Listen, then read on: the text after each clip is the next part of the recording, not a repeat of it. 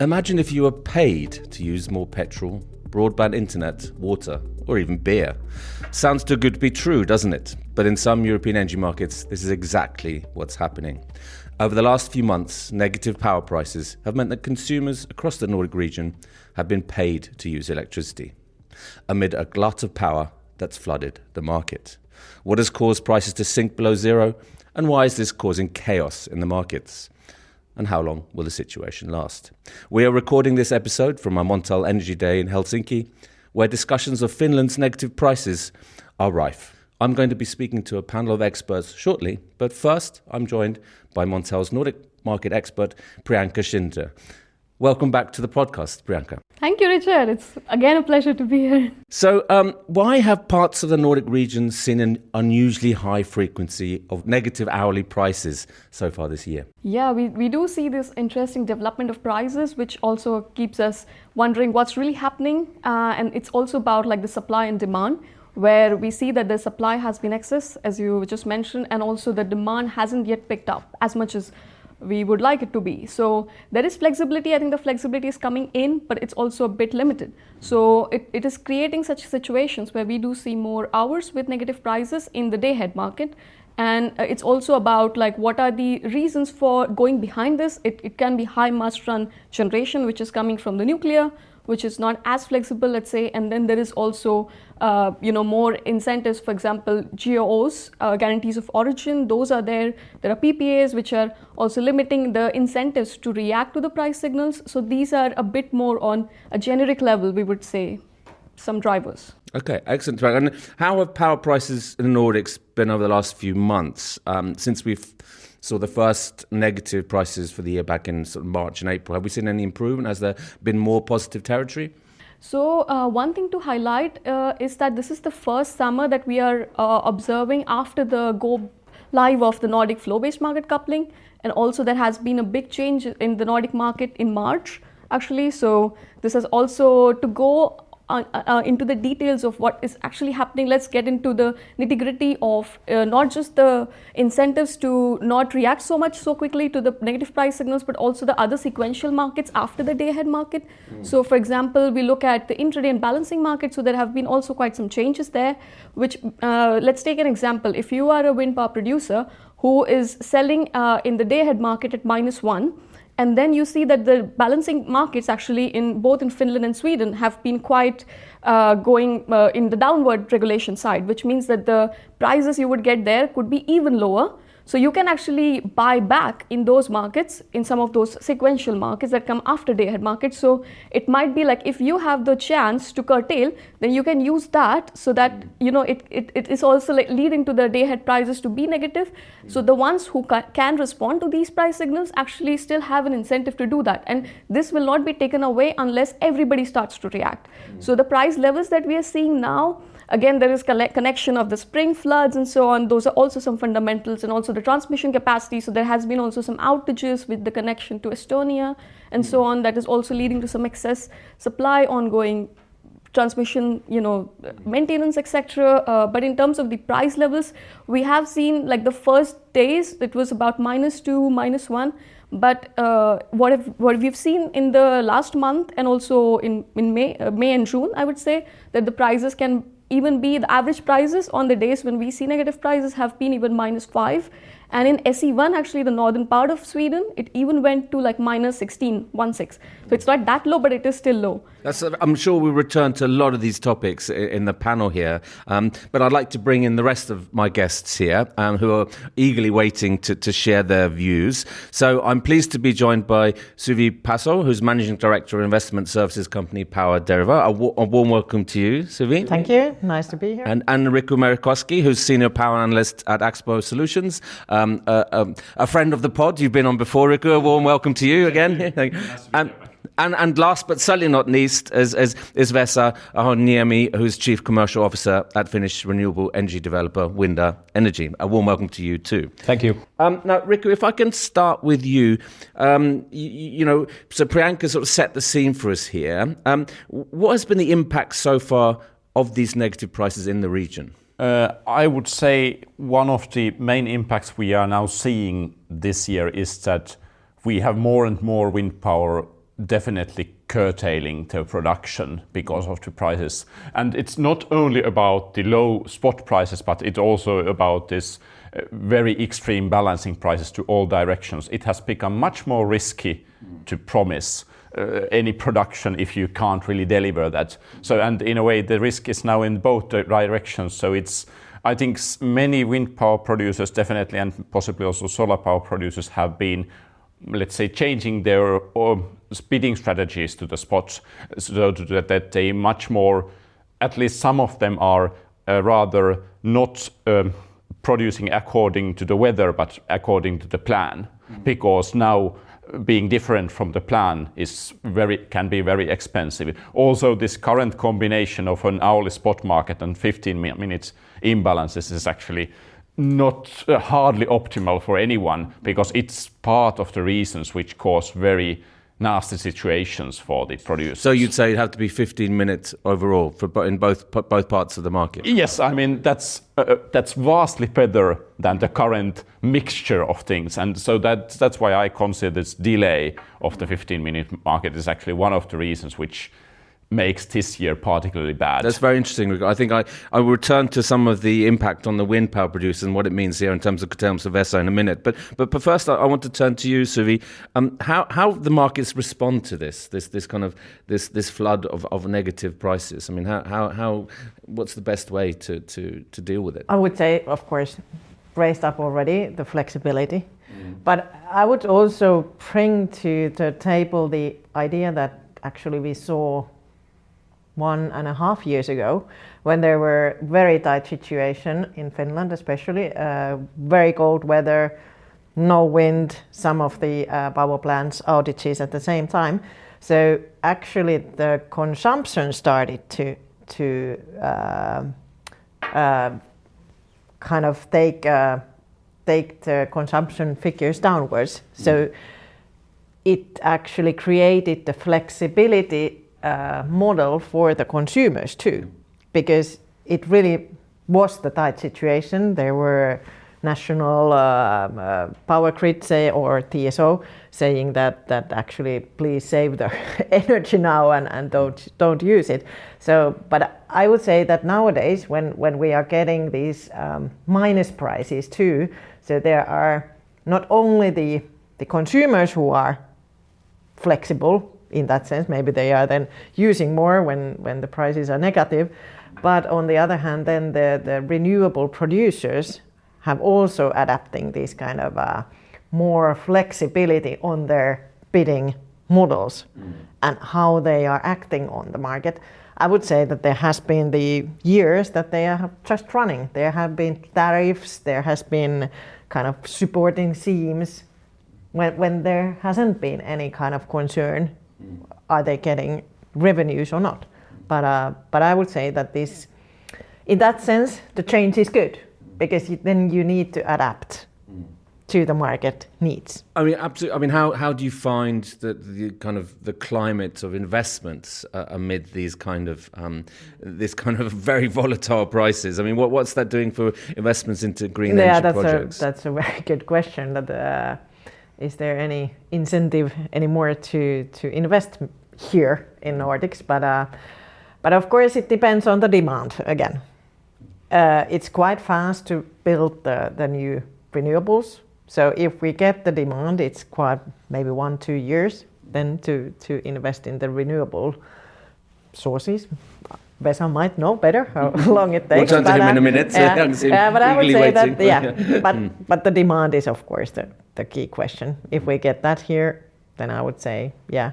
Because of course traders love volatility or feed off volatility, but for investments into renewables, Vesa, the volatility, the negative prices maybe doesn't help so much.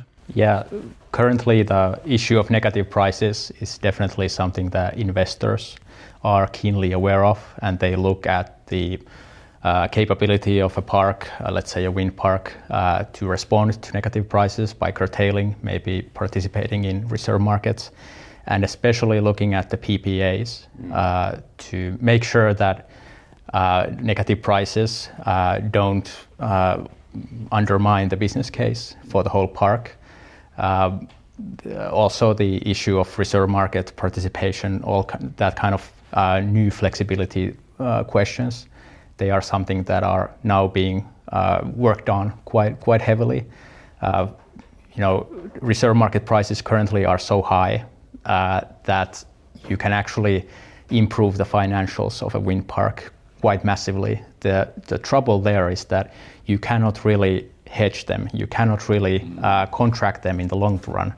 So in terms of bankability, the issue is kind of paradoxical in the sense that you look at a wind park, it looks great when you add in the ancillary market revenue, but for a lender or for an investor, it doesn't really mean much because they will say that, well, for a 10-year investment or 20-year, 35-year investment, that doesn't really matter that much because the revenues can go away next year. But definitely for the PPAs, that's really crucial at the moment. And are you seeing potentially a slowdown in investments or less interest as a result of negative prices? So there has been quite a dramatic slowdown already in Finnish onshore wind, mainly due to the fact that the capture prices right now, or already for a couple of years, they have been really low compared to the past, mainly due to the wholesale market cannibalization, that story. In terms of the bankability, PPAs are now crucial, basically mandatory. So you would have to contract something like 60 to 70% of volume or revenue in advance for something like 10 years in order to reach FID. So a final investment decision. Exactly. And then we come back to the question of, well, who is the counterparty in the PPA? So the customer is always in the center. Very interesting. I mean, in terms of PPAs, would hybrid PPAs, so wind and solar plus batteries, would that help, for example? Yeah, so the thing is that they always sound great on paper, these things where you have a ton of assets under one contract and then they deliver a stable profile. But the thing is that when you ask a battery operator that, hey, why don't you just smooth out the profile of PPA?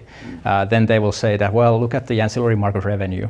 So are you going to pay me the same amount of money to smooth out some PPA profile, as we would get in the ancillary market? And you don't get a customer for those kind of prices. Also, the other issue is that, especially in the Central European context, you hear a lot about hybrid PPAs and so on. But in terms of the project development, it's not easy at all to say that, hey, we do a PPA and then you have a certain investment for two assets that are completely different. You have different contractors, different permitting regimes. So in short, very difficult to execute these kind of good contracts. in theory, very difficult in practice. Exactly. Absolutely. So Priyanka, if I can turn to you now, we've seen more instances of negative prices this year rather than last, and last was also Finland was top of the table, if you like.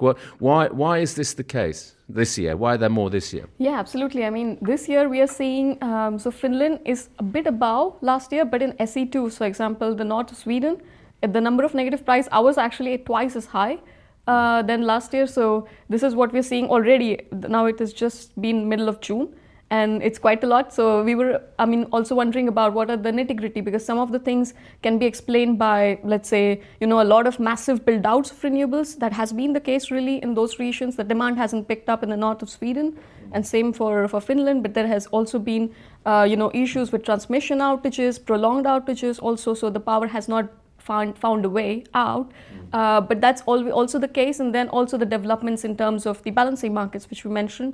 So that also we see that a lot of prices have been much lower. So then in the markets, sequential markets afterwards, so we do see that the day-ahead market may be being negative, but the markets after that are even more negative. So it is also that something which we feel that might be a reason of some benefiting a bit from that, of that arbitrage. So you close your position, and then this is also something we're expecting. In terms of, because the new balancing market change that has happened in Nordics just this year in March, it has led to a lot of local activations, and that is also a bit connected to the flow-based market coupling change, which is also limiting the transmission capacities closer to the real time.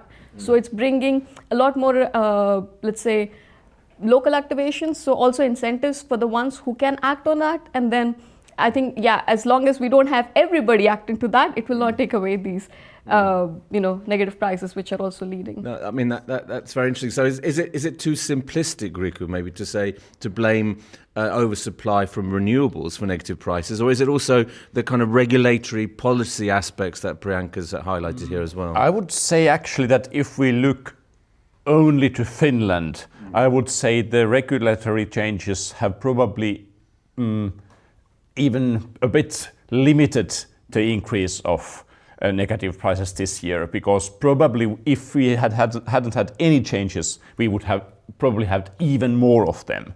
And then the development in especially northern Sweden and northern Norway, that's quite much also impacted by the extremely strong hydrology this year in northern Sweden and northern Norway, because they are like at an all-time high what we have in the statistics. And that's combined with all the recent RES capability additions has created an extraordinary situation. So I wouldn't blame the very high precipitation recently on regulation or anything like that. So I think that the regulation has had an impact, but the fact that Finland will definitely lose the top spot in European markets, I think that we can, in 25, we will not be anymore the market with most negative prices in this year. And I think one of the key reasons is this very strong hydrology in the northern Scandinavia. Okay, yeah. What's your view here, Suvi? I mean, what's your view in terms of the reasons for the massive amount of negative prices so far this year? Is it this renewable, also the conditions in northern Scandinavia? Is it this cocktail of sort of one-off factors, you like, or is it something that's more a permanent part of the market? Do you think? I would agree also with Priyanka and Riku that it is the kind of mixed of all things. I mean, as Riku said, it's strong hydrological situation in the northern Nordics, and then we have had quite good situation on the nuclear production this year. Windy conditions also at the moment. So I would say that not only the regulation. Of course, these changes to 15 minutes MFRR is of course causing some really, really high fluctuation in the reserve market or ancillary activity market. So I hope that those will stabilize, that it wouldn't be anymore the system kind of caused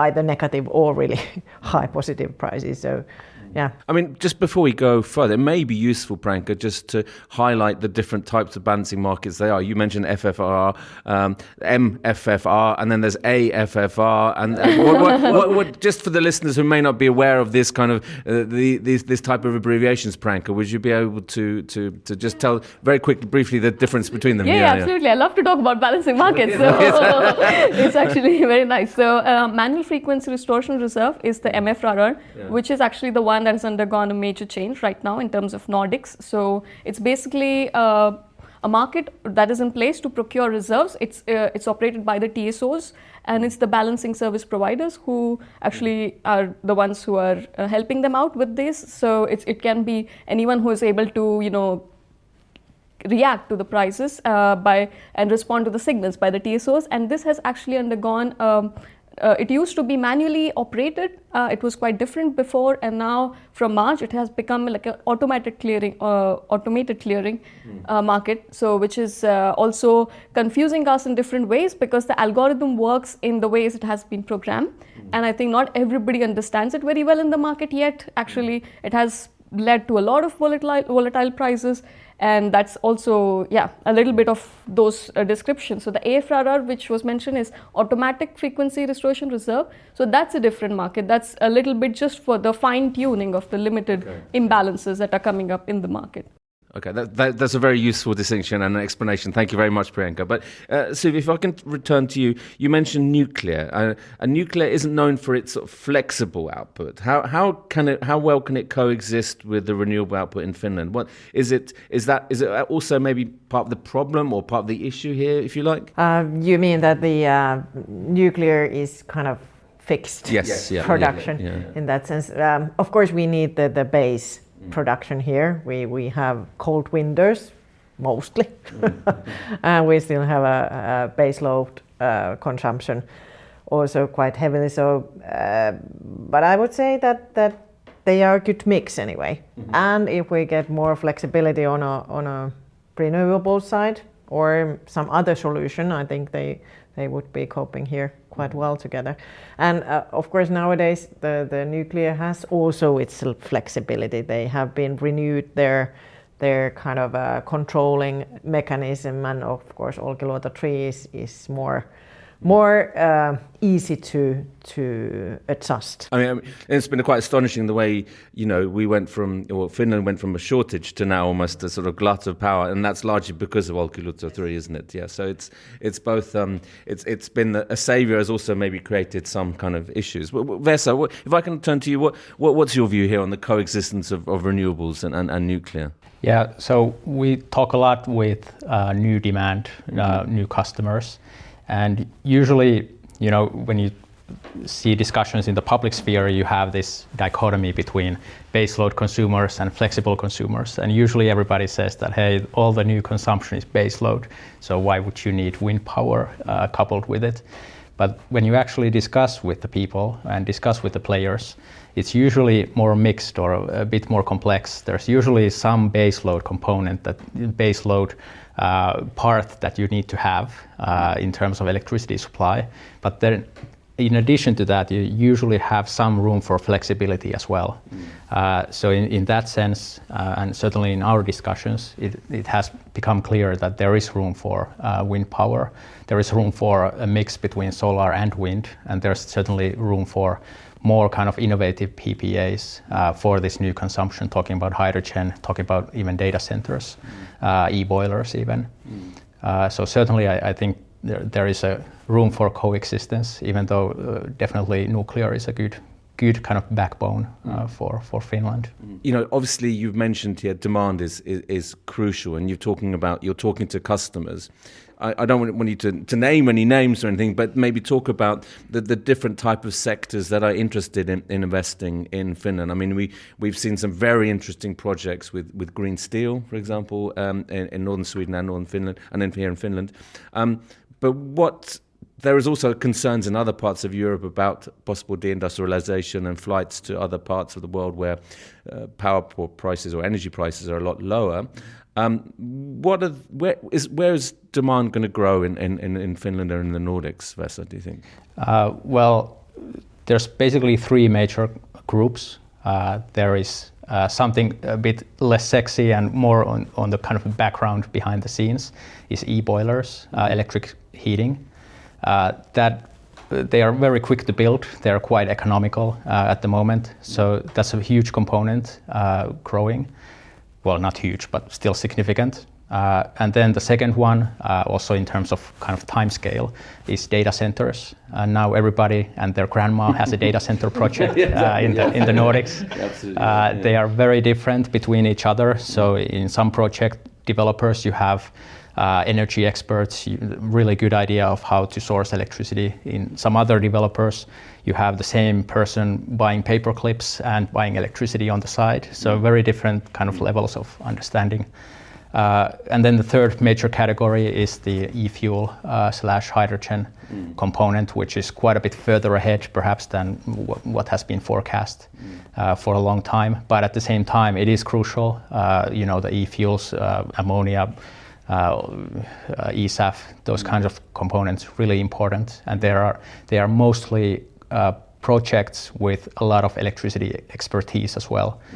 So they really know what they want, and they are really willing to, look at slightly more innovative solutions as well. Or shipping or transportation. Yeah, generally these are the fuels for those. Yeah, excellent. I mean, Riku, if I turn to you, what are your expectations for demand in Finland? We heard, I think the TSO, if I understood it correctly, said 160 terawatt hours by 2030. Is that something that you would agree with?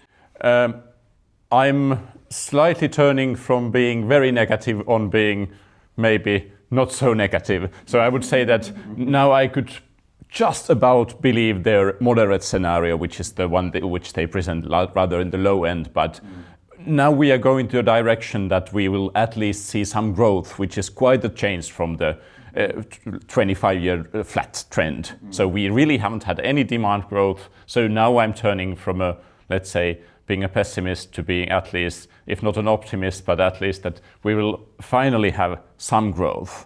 But it will be far below what some very ambitious things say. I think we in Europe in general we are the masters of preventing investment and stalling. So I think we will find that ability also this time much before we get over-investment in power demand, I would say. I think we are really unable to cope with extreme growth, I would say. It's very hard to maintain somehow a stable political environment and all that which you would need to maintain, to have an extreme growth. We are not ready for it in some ways. And is the infrastructure ready for it? The infrastructure is actually one of the problems in there, although in Finland we are maybe somewhat better in building that. But for example, some of the changes which the government now plans to do to make practically wind building harder is definitely not helping if they come true with that, because it would make increasing the production harder, and that would clearly also affect whatever demand estimates we could have. What kind of a view do you have on demand outlook, Suvi? Yeah, I would say that our view is also that moderate growth in the demand next 10 years, maybe 10% growth somewhere there. And mentioned already these electric boilers, they are coming behind. I mean, nobody's speaking, now we are speaking about it, and Simon Erik mentioned it earlier, but electric boilers are easy, they are coming in. Also I would say that maybe on the heating side, some fuel side, there might be new innovation which would be kicking in, even though we don't see it yet. But of course, these bigger ones are the main thing that we need to get in. And of course, there have been some hydrogen or these what are these? For example, Gas has got this support from their investments. So we start to believe that the demand is starting to creep grow up a bit. You referred to Simon Erik Olles of Fortum earlier, who was speaking at the Nordic Energy Day conference. I just to round up here briefly with one question: is what do you think? Do you think negative prices will disappear from the market, say by mid 2030s? Suvi, if I can start with you. Probably they may not vanish fully, but most probably the markets start to saturate in some point of time in the future. What's your view on negative prices? Yeah, I also think they will not disappear completely. I tend to think that we talk about negative prices, but really from the point of view of a wind owner or a wind developer, it's just price risk, right? Price can be high, price can be low. Negative is just very low. So they may disappear on some time horizon, but I think just the overall tendency is towards more flexibility from all kinds of assets, so that should help. There's also the tendency towards a bit more realism, perhaps, in terms of the supply side of wind power. So you have, let's say, potentially in the future, fewer mega projects, but instead a bit smaller Central European type projects. where the risk is not that high. And Riku, what's your view? Yeah, I'm also very much convinced that they will not disappear. And as a bit like in the standard, I think we are a bit too focused on negative prices, because practically if the price is +1 or -1, it's nothing, and it doesn't produce a profit for anyone. So I think that at least significant periods of very low hours are with us for a very long time. And one thing which will be, let's say, maintaining them here is also the extreme surge and pressure to build solar power in Central Europe. They will have such an oversupply of solar that they will dump it everywhere, including the Nordics. And because that's a very much subsidized capacity that will anyway produce at very, very low cost, because taxpayers in Central Europe pay for that. So that will also push our prices to very low levels, even if the Nordics in general have, let's say, a bit better designed subsidy systems. No, that's a very important point as well. And also, +1, -1, there's not much difference. When we get to sort of -50, of course, we're talking a different that's ballgame. an entirely different case, but really... But you don't often see them in Finland, though. Yeah, in Finnish context, the negative price is often not that negative. And I think that's one of the signs that we, in the Nordics, we have done something a bit better, is that we don't see those extreme negative prices, because we don't have such rich taxpayers who can afford to pay for everything. Panels. Exactly, that's a very good point. Priyanka, if I can just finish with you, what's your view on the long term here, outlook for negative prices? Sure, I think I would leave the discussion with a bit more optimistic view, and also a little bit on the positive side. That means so lifting the prices a bit from negative to the positive side. So actually it will be really a combination of how's the demand picking up, and I'm optimistic about that it will be better, more demand coming in, and also the incentives, I think, about the regulations. I think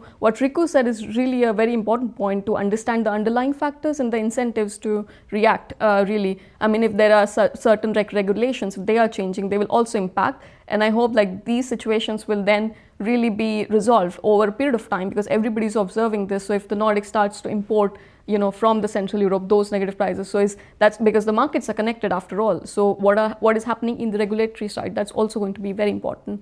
And I think the market will learn and improve, and then we will, hopefully see a very positive future, and not so many negative prices, but they will still be there a little bit. That's a perfect point to end. Vesa, Riku, Priyanka, and Suvi, thank you very much for being guests on the Montel Plugged In podcast. Thank you. Thank you. Thank you. It's been an excellent and insightful discussion. I hope you agree, listeners. And thank you for tuning in to this episode. Our podcast episodes are released every Friday. For the latest news from Montel, please visit montelnews.com, and you can follow us on LinkedIn, Blue Sky, and other social media channels. See you next time.